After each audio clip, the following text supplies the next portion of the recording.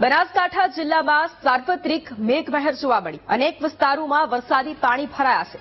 ડીસા, પાલનપુર અને ધાનેરામાં ભારે વરસાદ વરસ્યો છે। દાંતીવાડામાં ખેતરો બેટમાં ફેરવાયા છે। ખેતરોમાં પાણી ભરાતા ખેડૂતોને પણ નુકસાન થયું છે। ચારે બાજુ પાણી ભરાયેલા ખેતરો પણ નજરે પડ્યા છે।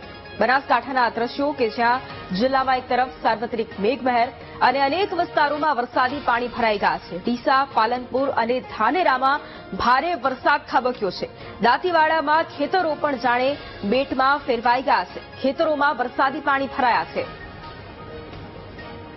અને આજ મુદ્દે સંવાદદાતા રોહિત ફોન લાઈન પર છે। રોહિત, એક તરફ બનાસકાંઠા જિલ્લામાં વરસાદી માહોલ જામ્યો છે, શું પરિસ્થિતિ અત્યારે? ચોક્કસથી વાત કરવામાં આવે તો બનાસકાંઠા જિલ્લામાં છેલ્લા 3 દિવસથી વરસાદી માહોલ જામ્યો છે, જેમાં છેલ્લા 2 દિવસથી જે ભારે વરસાદ પડી રહ્યો છે બનાસકાંઠા અને જે રાજસ્થાનમાં જે વરસાદ પડી રહ્યો છે તેના કારણે અનેક વિસ્તારો છે તેમાં જળબંબાકાર જેવી સ્થિતિ સર્જાઈ છે। ડીસા, પાલનપુર, ધાનેરા સહિતના વિસ્તારોમાં ભારે વરસાદના પગલે અનેક ખેતરોમાં વરસાદી પાણી પ્રવેશ્યા છે। નદી અને જે તળાવોના પાણી છે તે ખેતરોમાં પ્રવેશ્યા છે અને જેના કારણે ખેતરો છે તે નદીના પાણી તેમ ભરાયા છે। ડ્રોન વિડીયો પણ વીટીવી ન્યૂઝના માધ્યમથી લેવામાં આવ્યા હતા। ડ્રોન વિડીયો ઉપરથી પણ જોઈ શકાય છે કે ખેતરોની પરિસ્થિતિ કેવી છે। અત્યારે તો ખેડૂતોને જે બાજરી અને મગફળીના પાકોમાં મોટું નુકસાન સામે આવી રહ્યું છે, તેને લઈ સરકાર પાસે સર્વે કરી અને તેનું વળતર ચૂકવવા માટે માંગ કરી રહ્યા છે। જી વૈભવી। બિલકુલ, આભાર રોહિત તમામ જાણકારી માટે।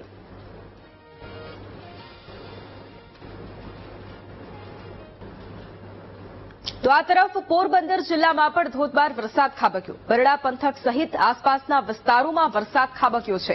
ભાવપરા, મિયાણી, વડાળા સહિત અલગ અલગ ગ્રામ્ય પંથકોમાં વરસાદ વરસતા ખેતરો પણ જળમગ્ન થયા છે।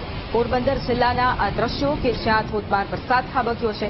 બરડા પંથક સહિત આસપાસના ગ્રામ્ય વિસ્તારોમાં પણ ધોધમાર વરસાદ ખાબક્યો છે। ભાવપરા, મિયાણી અને વડાળા પંથકમાં પણ વરસાદ ખાબક્યો।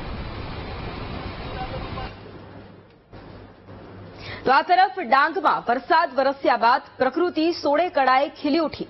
કુદરતનું સૌંદર્ય માણવા માટે મોટી સંખ્યામાં પ્રવાસીઓ ઉમટ્યા છે। ગિરમાળ ધોધ સક્રિય થતા હવે આકર્ષણનું કેન્દ્ર બન્યું છે।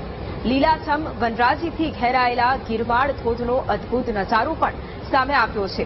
ગીરા નદી પર આશરે 100 મીટરની ઊંચાઈથી પાણી પડતા આ અદભુત દ્રશ્યો સામે આવ્યા છે અને મોટી સંખ્યામાં પ્રવાસીઓ પણ આ નજારો જોવા માટે ઉમટી રહ્યા છે। તો આ તરફ ચોમાસાની શરૂઆત થતા જ સાબરકાંઠાનું પોળો જંગલ પણ ખીલી ઉઠ્યું છે। ઉપરવાસમાં ભારે વરસાદથી વણજ ડેમમાં નવા નીરની આવક થઈ છે। વણજ ડેમ આસપાસના પહાડો પર કુદરતી સૌંદર્ય સોળે કળાએ ખીલી ઉઠ્યું છે। પર્વતો પર વનરાજી ખીલી ઉઠી। પોળો જંગલના નયનરમ્ય આકાશી દ્રશ્યો પણ સામે આવ્યા છે। ડેમ અને જંગલ આસપાસનો વિસ્તાર પ્રવાસીઓ માટે આકર્ષણનું કેન્દ્ર બન્યો છે। બોટાદના બરવાડામાં વરસાદી આફત ત્રાટકી। સતત પડેલા ભારે વરસાદને પગલે હિરણ નદીમાં પૂર આવ્યું છે। હિરણ નદીમાં પૂર આવતા વહિયા ગામ સંપર્ક વિહોણું થયું છે। પૂરના પાણી વહેતા વિદ્યાર્થીઓ અને ગામના લોકો અટવાયા છે। બરવાડા અને રાણપુર તાલુકામાં ધોધમાર વરસાદ પડતા નદીમાં ઘોડાપૂર આવ્યું। નદી પર મોટો પુલ બનાવવા અનેક વખત રજૂઆતો કરવામાં આવી છે, પરંતુ છતાંય તંત્ર ધ્યાન નથી આપતું।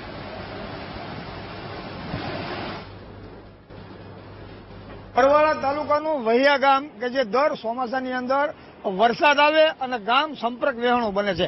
હાલ વીટીવીની ટીમ પહોંચી છે વહિયા ગામે। હું દ્રશ્યમાં દેખાડીશ કે આ વહિયા ગામની આ જે નદી છે એ ઉપરથી 10 ગામોની અંદરથી આ નદી પસાર આવે છે। આ ઉપરના ગામોમાં ધોધમાર વરસાદ પડ્યો છે। આનું નામ હિરણ નદી છે અને ઉપરના કહી શકાય કે રાણપુર સહિતના જે ગામો અંદર રાણપુર તાલુકાના આવે છે, આ તે ગામોમાંથી ધોધમાર વરસાદ પડવાના કારણે આ નદીમાં પાણી આવ્યું છે અને હાલ આ વહિયા ગામ છે એ ફરી એકવાર સંપર્ક વિહોણું બન્યું છે। આ ગામ સંપર્ક વિહોણું થતાં જ ત્યાં ગામને બરવાડા, રાણપુર સહિતના શહેરોમાં જવા અને આવવા માટેનો રસ્તો જે છે એ બંધ થાય છે અને ગામના લોકો મુશ્કેલી ભોગવી રહ્યા છે। આ ગામમાંથી કોઈ ઇમરજન્સી કે આરોગ્યની જરૂર હોય છે ત્યારે તાત્કાલિક જવાતું નથી અને ઘણી બધી ગામના લોકો મુશ્કેલીનો સામનો કરી રહ્યા છે। ત્યારે ગામના લોકો એવી માંગ કરી રહ્યા છે કે અહીંયા કાયમિક ધોરણે ઊંચો પુલ બનાવવામાં આવે, જેના કારણે આ કાયમિક જે સમસ્યા છે એ હલ થાય. Raju Baraiya, VTV news, Botad. બનાસકાંઠા જિલ્લામાં ભારે વરસાદને લીધે નદી નાળા છલકાયા છે. ઉપરવાસમાં ભારે વરસાદને કારણે અનેક તળાવો ઓવરફ્લો થયા છે. ધાનેરાના સોડાલ ગામે પાણીની ભારે આવક થતા તળાવ તૂટી પડ્યું. તળાવ ઓવરફ્લો થતા સોડાલ ગામના લોકોને એલર્ટ કરાયા છે. તળાવમાં પાણીની પુષ્કળ આવક, પરંતુ પાણી નિકાલની કોઈ વ્યવસ્થા નથી. ધાનેરામાં અનેક તળાવો ભરાઈ જવાની સ્થિતિમાં છે, પરંતુ છતાંય તંત્ર નિંદ્રામાં છે.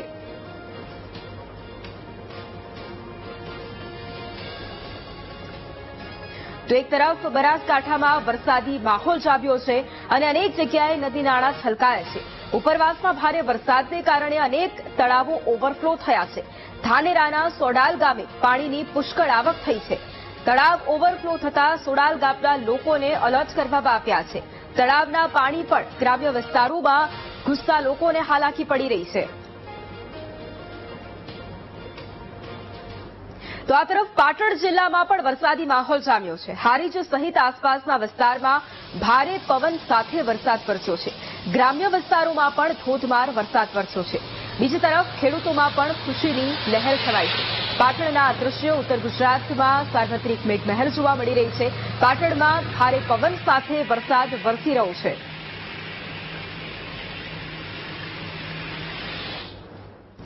મહેસાણા જિલ્લામાં ભારે વરસાદથી ગોપી નાળામાં પાણી ભરાઈ ગયા છે. નાળામાં પાણી ભરાતા વાહન ચાલકોને મુશ્કેલી પડી રહી છે. પાણી ભરાતા નાળાનો એક તરફનો રસ્તો પણ બંધ કરાયો છે. એક તરફનો રસ્તો બંધ કરાતા ગોપી નાળામાં ટ્રાફિક જામની સમસ્યા પણ સર્જાઈ. તો મહેસાણામાં સતત વરસાદ વરસી રહ્યો છે, જેના કારણે ગોપી નાળામાં વરસાદી પાણી ભરાવાની સમસ્યા સર્જાય છે. વાહન વ્યવહાર પણ ઠપ થયો છે, કારણ કે નાળામાં પાણી ભરાયેલા રહેતા વાહન ચાલકો પણ પસાર નથી થઈ શકતા. પાણી ભરાતા નાળાનો એક તરફનો રસ્તો બંધ કરાયો છે. જિલ્લામાં સવારથી જ વાદળછાયું વાતાવરણ રહ્યું હતું, ઉકળાટ મારતો હતો અને બપોર બાદ જ અડધો કલાક પૂરતો જ વરસાદ પડ્યો છે અને અડધો કલાક માં જ મહેસાણાને જોડતું 1 અને 2 ગોપી નાળું પાણી ભરાઈ ગયા છે. મહેસાણા મહાનગરપાલિકા બની તોય અહીંયા પાણી ભરાઈ જવાની સમસ્યાઓ પરિસ્થિતિમાં રહે છે અને મહેસાણા મહાનગરપાલિકાનું પ્રોમિશન પ્લાન ખાડે ગયો હોય તેવું જણાઈ રહ્યું છે. ગોપીનાળામાં પાણી ભરાતા સ્થાનિકો પણ પરેશાન જોવા મળી રહ્યા છે અને ગોપીનાળામાં પાણી ભરાતા એક બાજુનો રસ્તો બંધ કરવામાં આવ્યો છે, ત્યારે બીજી તરફ પાણી ભરાતા વાહન ચાલકો પણ મુકાઈ ગયા છે. એક બાજુનો રસ્તો બંધ કરવાથી બીજા નાળામાં ટ્રાફિક જામના દ્રશ્યો જોવા મળ્યા છે અને સમસ્યાનો હલ થવામાં આવતો નથી. સ્થાનિકો અહીંયા પરેશાન જોવા મળી રહ્યા છે. સુધીર પારેખ, VTV, મહેસાણા.